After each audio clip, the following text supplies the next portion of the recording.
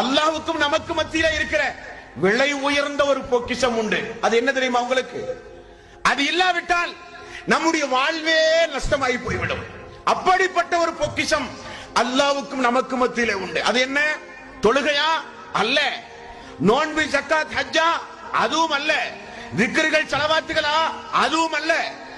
அல்லாஹ்வுக்கும் நமக்கு மத்தியில ஒரு காரியமான பிரதானமான ஒரு நிகழ்வு உண்டு. அது இல்லாவிட்டால் இந்த உலகத்தில் யாரும் வாழ முடியாது. வாழ்ந்தால் சொர்க்கமும் கிடைக்காது.